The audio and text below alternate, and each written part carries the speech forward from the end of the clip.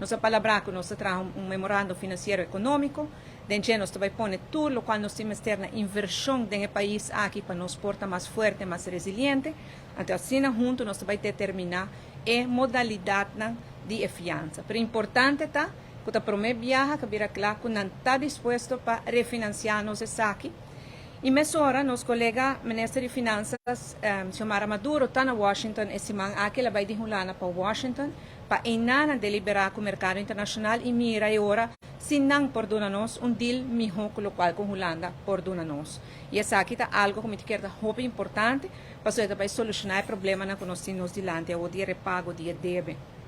E uma outra reunião muito importante que me quero enfocar o budget, a minha reunião ayer com o primeiro-ministro Mark Rutte de Holanda, caminha com nós toca diferentes temas e me pode dar um update também de desenvolvimento na Aruba, e recuperação, e também estou muito impressionado de mira com forte, com lige Aruba está desenvolvendo e recuperando de pandemia.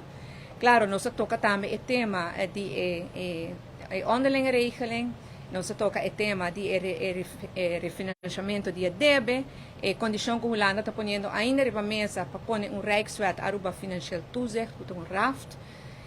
E me avisa que a reunião é também vai hobby bom, e me vai que a porta não está abrindo, que ajuda nós para chegar na solução mais lige. Essa aqui nada, o qual o comitê quer enfocar a budget e tem a seguinte conferência de prensa que nós também tem outra semana, nós vamos enfocar em outra reunião também, outro terreno que nós riba também.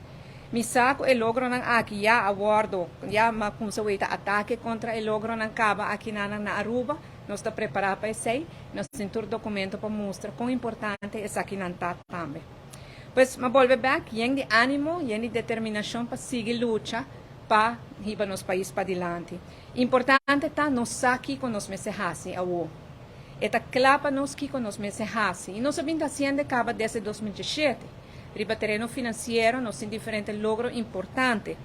Por exemplo, que nós logra surplus para Aruba, surplus financeiro para Aruba depois de 2 anos. E hecho também que nós melhorar o ciclo presupuestário, nós entregamos presupuesto no tempo, ele agora aprovado no parlamento no tempo. Tudo isso é um logro imensamente grande que o país Aruba está experienciando depois de hopi anos. Outro logro importante está que nos rating agencies queda manter Aruba a nível positivo.